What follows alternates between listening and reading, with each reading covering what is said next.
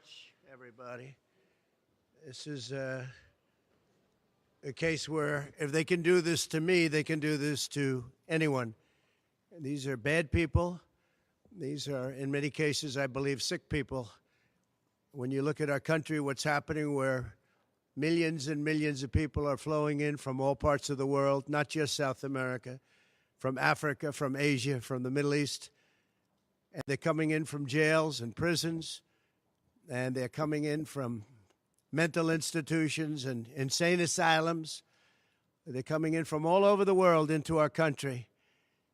And we have a president and a group of fascists that don't want to do anything about it because they could right now, today, he could stop it. But he's not. They're destroying our country. Our country is in very bad shape, and they're very much against me saying these things.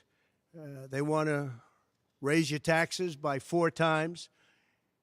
They want to stop you from having cars with their ridiculous mandates that make it impossible for you to get a car or afford a car. But make it very possible for China to build all of our cars.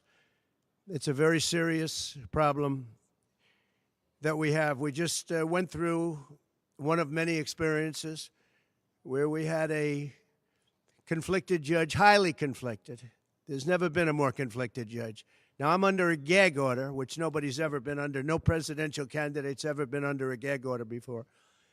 I'm under a gag order, nasty gag order, where I've had to pay thousands of dollars in penalties and fines and was threatened with jail. Think of it. I'm the leading candidate. I'm leading Biden by a lot, and I'm leading the Republicans to the point where that's over. So I'm the leading person for president, and I'm under a gag order by a man that can't put 2 sentences together, given by a court, and they are in total conjunction with the White House and the DOJ, just so you understand. This is all done by Biden and his people.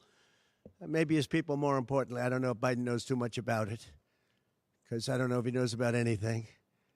But he's nevertheless the president, so we have to use his name. And this is done by Washington, and nobody's ever seen anything like it. So we have a judge who's highly conflicted. You know what the confliction is. Nobody wants to write about it, and I'm not allowed to talk about it. If I do, he said, I get put in jail. So we'll play that game a little bit longer. We won't talk about it, but you're allowed to talk about it. I hope you do, because there's never been anybody so conflicted as this. As far as the trial itself, it was very unfair. We weren't allowed to use our election expert under any circumstances. You saw what happened to some of the witnesses that were on our side. They were literally crucified by this man who looks like an angel, but he's really a devil. He looks so nice and soft. People say, oh, he seems like such a nice man. No, unless you saw him in action. And you saw that with a certain witness that went through hell. And when we wanted to do things, he wouldn't let us do those things. But when the government wanted something, they got everything. They got everything they wanted. It was a rigged trial. We wanted a venue change where we could have a fair trial. We didn't get it.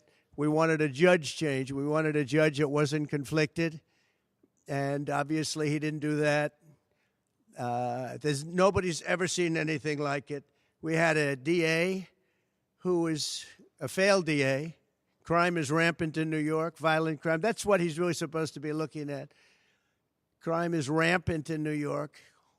Yesterday in McDonald's, you had a man hitting him up with machetes, a machete. Whoever can imagine even a machete being wielded in a store, in a place where they're eating, and he's going rampant. And Bragg is down watching a trial on what they call crimes.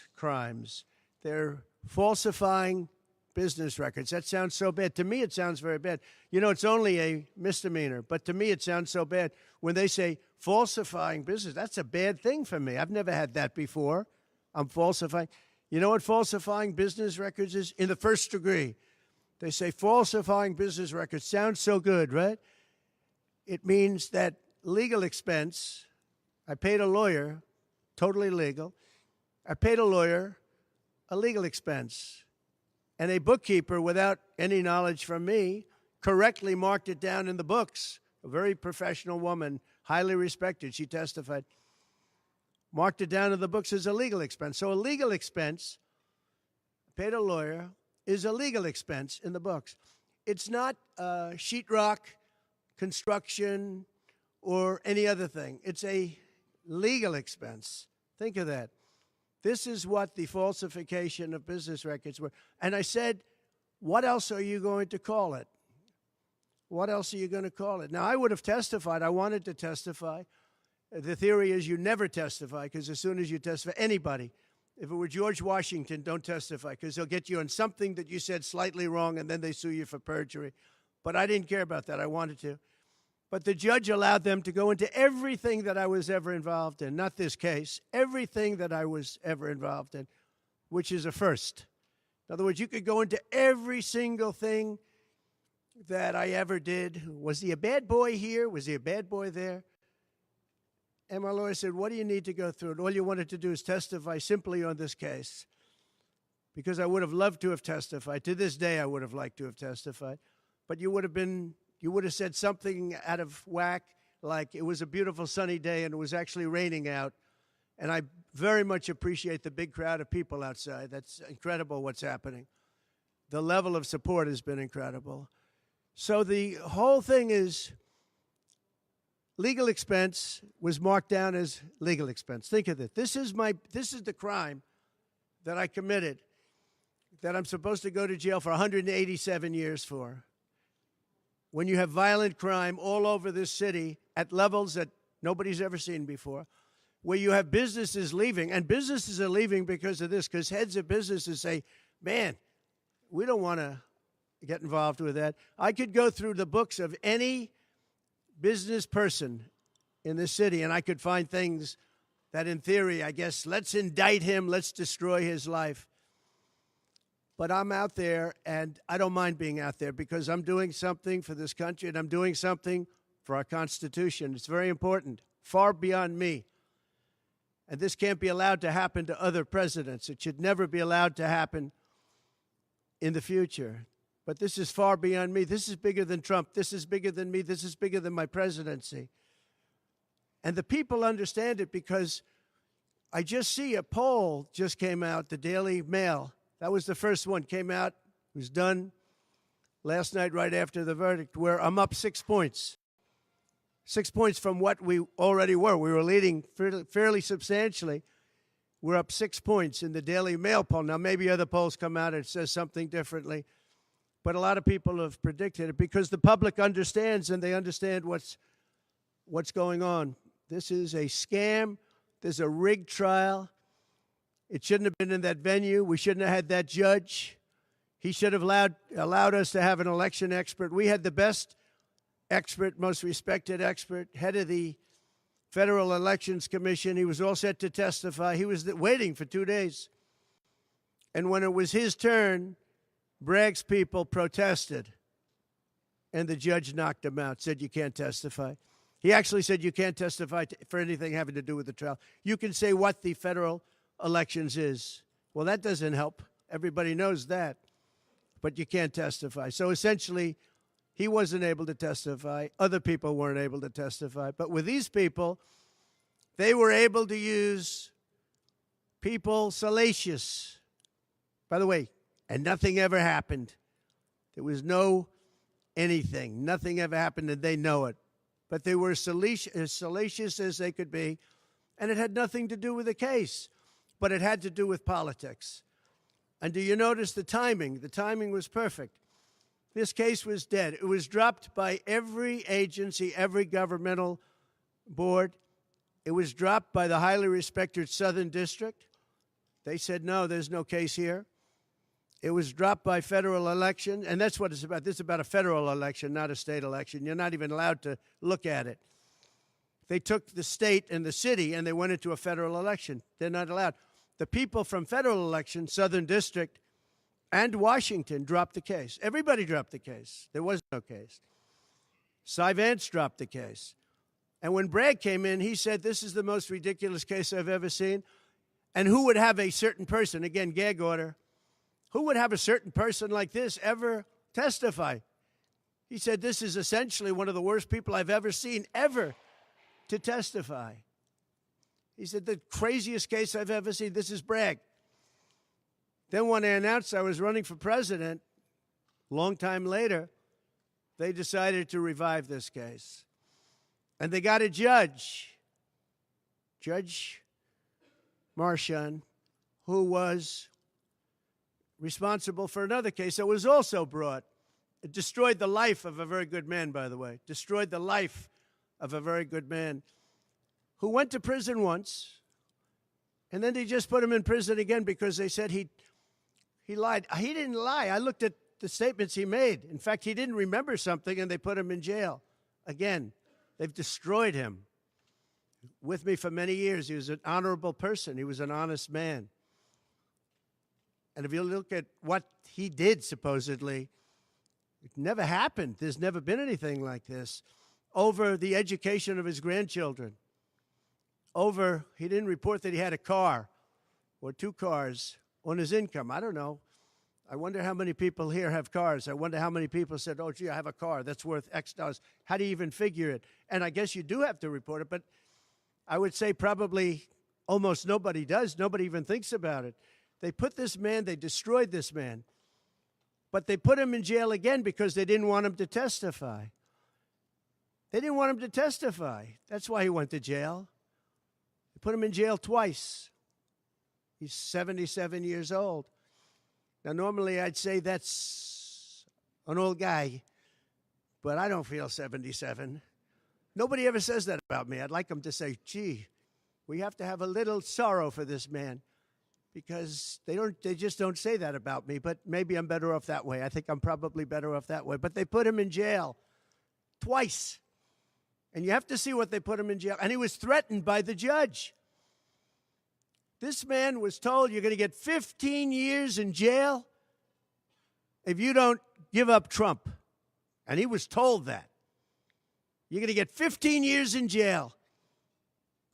And he made a plea deal because he didn't want to spend the rest of his life. And he was told that viciously. We're living in a fascist state. He was told that viciously. So you can go to jail for 4 months, 5 months, or you can get 15 years in jail. So do a plea. Almost who wouldn't do that plea? Everyone does those pleas. It's a horrible thing. There's a whole group of lawyers that fight that. It's so unfair. It's so unfair. But they destroyed his life. So many other things. You look at Southern District didn't want to bring the case. Nobody wanted to bring the case. And then you know who didn't want to bring the case? Most of all is Bragg. Bragg didn't want to bring it. But then he brought it. And they tried to make it a different case. They didn't say legal expense equal legal expense. Again, if I wrote down and paid a lawyer, and by the way, this was a highly qualified lawyer. Now, I'm not allowed to use his name because of the gag order. But, you know, he's a sleazebag. Everybody knows that. Took me a while to find out. But he was effective. He did work.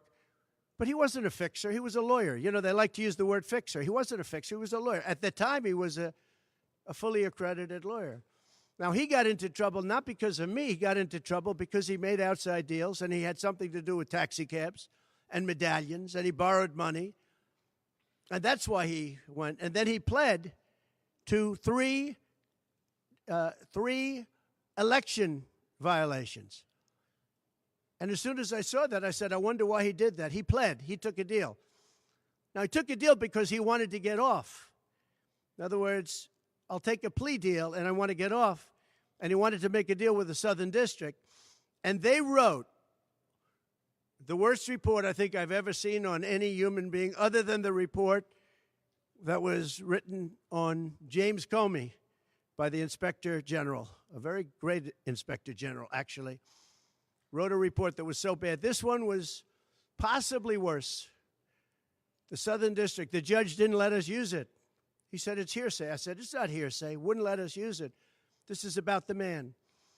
But he got in trouble for a very simple reason, because he was involved with borrowing a lot of money, and he did something with the banks. I don't know if it's defrauded the banks, but something happened. You guys know what it is.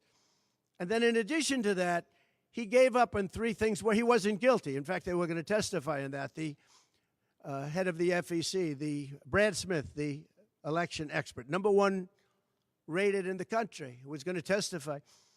He took a plea on three things. He just added them in because that gave him more bargaining power with respect to me.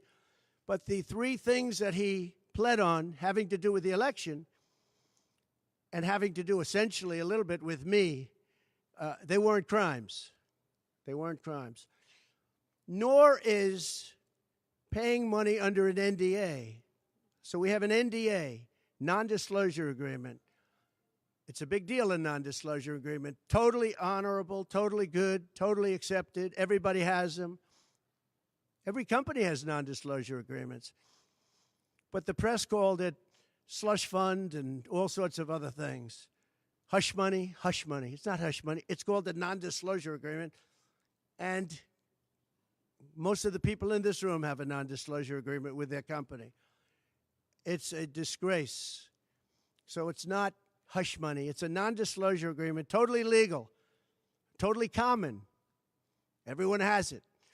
And what happened is he signed a non-disclosure agreement with this person, I guess other people, but it's totally honest. You're allowed to make the payment. You don't have to make it. You can make it any way you want. It's a non-disclosure agreement. And he signed that. And there was nothing wrong with signing it. And this should have been a non-case. And everybody said it was a non-case, including Bragg. Bragg said, until I ran for office. And then they saw the polls. I was leading the Republicans. I was leading the Democrats. I was leading everybody. And all of a sudden, they brought it back. It's a very sad thing that's happening in our country. And it's a thing that I'm honored. In a way, I'm honored. It's not that it's pleasant. It's very bad for family. It's very bad for friends and businesses.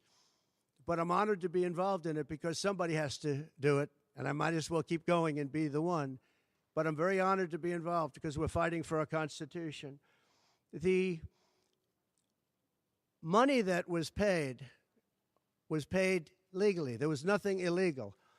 In fact, the lawyer in creating the NDA, because at that time he was a fully accredited lawyer. He wasn't a fixer. I never thought of him as a fixer. The media called him a fixer, or the prosecutors called him a fixer. He was a lawyer, and he was fairly good.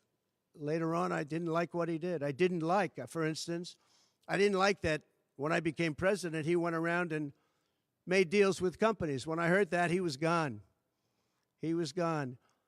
And he had payments coming to him, and a lot of this involved things that are very simple. There was nothing wrong. This was standard stuff, all standard stuff. Everything involved was standard. There was no crime here. In fact, I just watched a couple of the reports. You watched Jonathan Turley, Andy McCarthy, Greg Jarrett. You look at all of these people, Mark Levin, all very talented people, great people, many more. And they don't know me, essentially. They don't know me. They're legal scholars and experts. But I look at them. I watched Turley this morning saying, there's no crime here. Everybody says there's no crime here, except for this DA that's got the city out of control with crime. It's absolutely out of control. So we have an NDA that was signed. We have legal expenses. And here's the thing on legal expenses. You have 100 where they say, they do a charge. I just recorded this out. Falsification of business records in the first degree. It sounds so bad. I said, wow. And even my own lawyers, I get very upset with them because they don't say what it is. They say, well, falsification of legal records is only a felony. Well, that's a lot. It's only they say a misdemeanor. But they try and bring it up to a felony if there's two crimes. They have all these different things. The other thing is they miss the statute of limitations by a lot. because this was very old. They could have brought this 7 years ago instead of bringing it right in the middle of the election. So they missed the statute of limitations. They did everything. Now, let me give you the good news. The good news is, last night, we just got a report this morning, in the history of politics, I believe, maybe I'm wrong, somebody will find that I'm wrong, maybe, but I don't think so. They raised with small money donors, meaning like $21, $42, $53, $38, a record $39 million in about a 10-hour period. No, think of that. I like those people.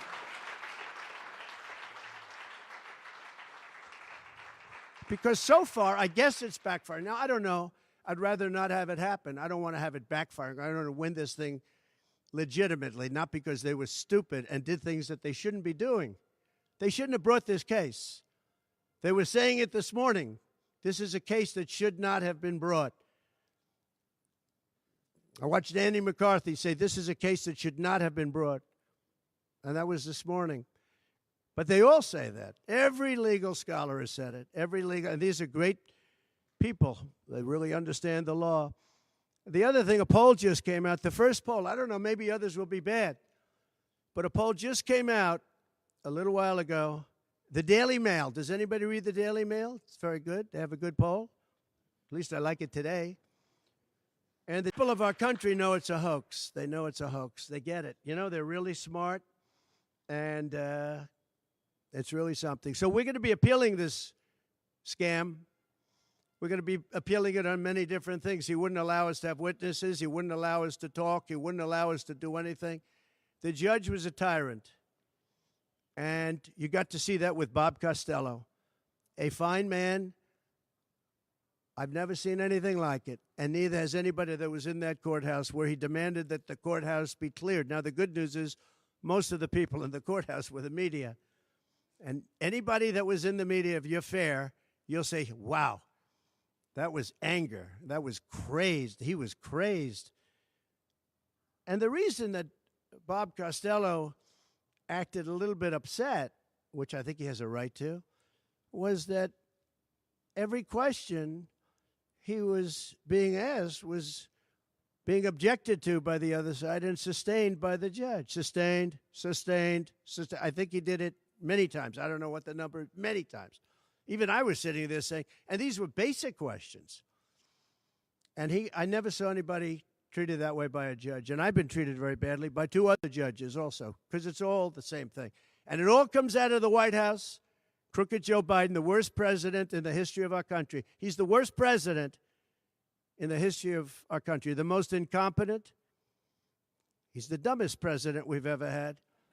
He's the dumbest president, most incompetent president, and he's the most dishonest president we've ever had. And so many of he's a Manchurian candidate. You take a look at the way he treats China, Russia, so many others. You know, I ended the Russian pipeline. It was dead. He comes in and he approves it. And he gets $3.5 million, meaning $3.5 million is paid to the family, his family, from the mayor of Moscow's wife. And I said, where did that come from? Nobody wants to talk about it. But he's a very big danger to our country. And the only way they think they can win this election is by doing exactly what they're doing right now, win it in the courts because they can't win it at the ballot box. So we're going to show them that, we're going to fight. It's actually, I don't know, it's something where I'm wired in such a way that a lot of people would have gone away a long time ago. They would have gone away after impeachment hoax number 1. That was a total hoax. I had great support from the Republican Party, though. Then you had impeachment hoax number 2. And then they formed the committee. How about they formed the committee of thugs, the J6 committee of thugs. And they took their records and they destroyed all of the records after the committee was abandoned because those records were great for us. Now, can you imagine if Republicans did that? Everybody would have been in jail by now.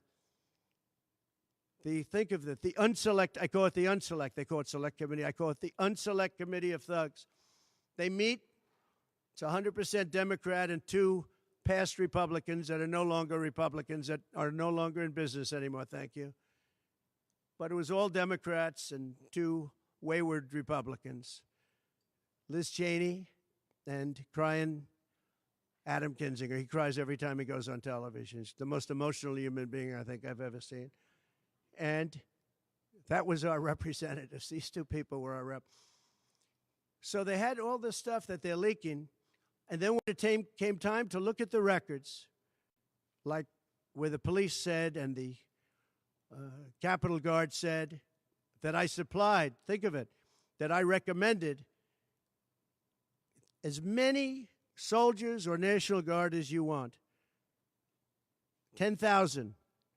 If you had 500, you wouldn't have had a problem. There wouldn't have been a J6. But Nancy Pelosi and the group didn't want it. Anyway, so they have testimony to all of that, that I did not attack the Secret Service agent in the front of a car.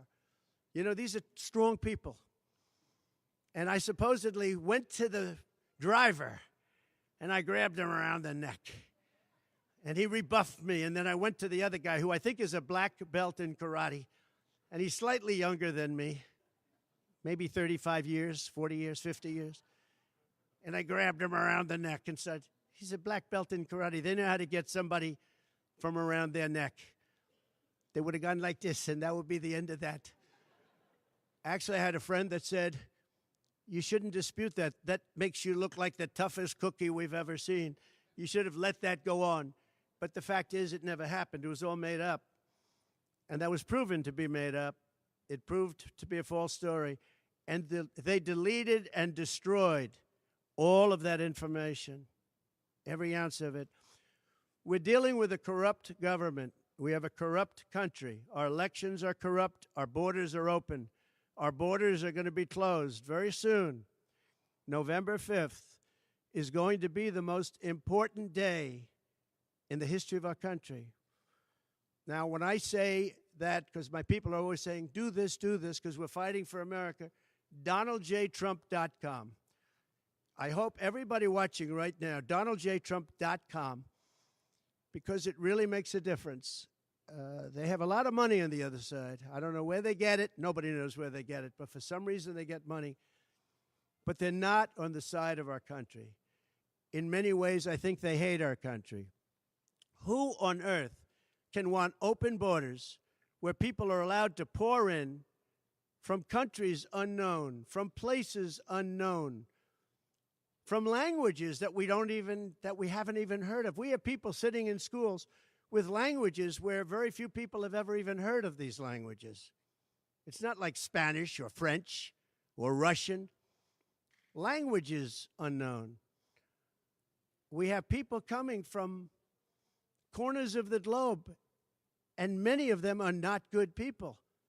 Many terrorists, record levels of terrorism, record levels of terrorists have come into our country. Record.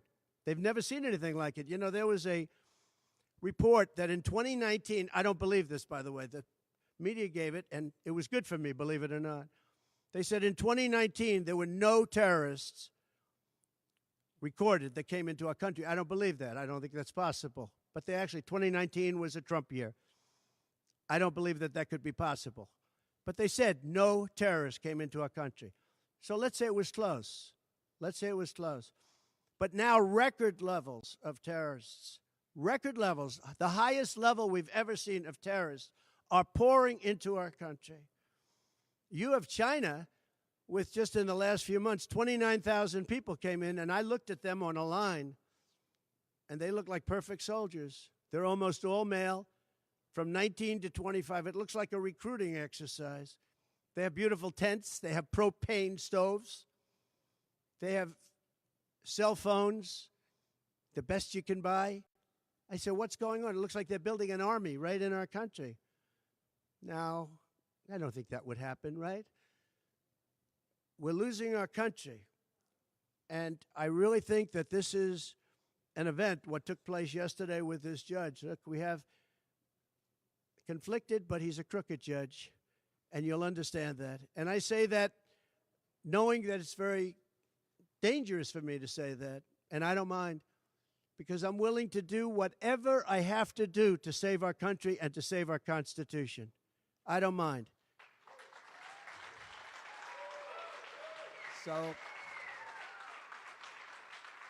So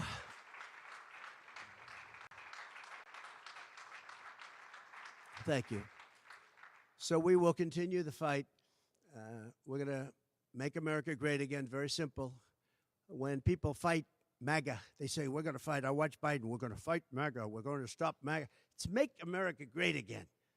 That's all it is. MAGA. Make America great again. Our country's in serious trouble. We owe $36 trillion. We were energy independent for the first time ever, and now we're begging Venezuela for oil. One statistic you have to hear. Venezuela was crime-ridden. Caracas, the cities, crime-ridden. 2 years ago, 3 years ago. They just reported a 72% drop in crime in the last year because all of their criminals, most of them, and the rest are coming in now, the ones that didn't come in. In Venezuela, their prisons have been emptied into the United States. Their criminals and drug dealers have been taken out of the cities and brought into the United States. And that's true with many other countries. The Congo has just released a lot of people from jail. Congo, Africa, just released a lot of people from their prisons and jails and brought them into the United States of America. This is what's happening to our country, and it's not sustainable by anyone. Little things like our kids can't have a Little League game anymore because you have tents and you have migrants living on the fields. That's the least of it. People are taking over our luxury hotels, migrants, and yet our veterans, our great veterans, are living on the streets. Like dogs, they're living on the streets. But migrants are living in luxury hotels in cities all over our country, run by Democrats. So it's my honor to be doing this. It really is. It's a very unpleasant thing, to be honest. But it's a great, great honor. We're gonna do what I have to do. I'm going to do it. And the support has been, that's why I mentioned the number of $39 million. That's why I mentioned we're up 6 points. And we went up a lot over the last month because everybody saw it was a rigged deal. It was a rigged trial. But we're going to make America great again. We're going to make it better than ever before. November 5th, remember, November 5th is the most important day in the history of our country. Thank you very much, everybody.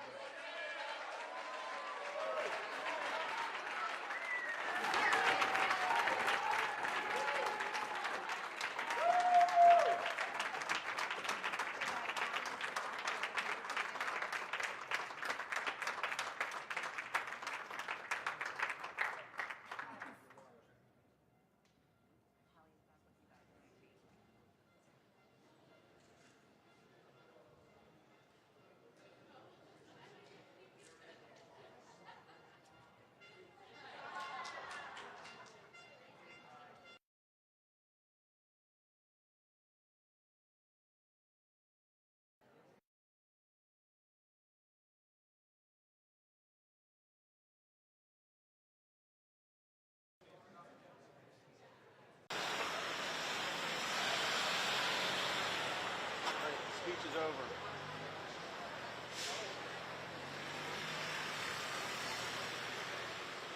So you're also going to do the door? Well, there's no point in that.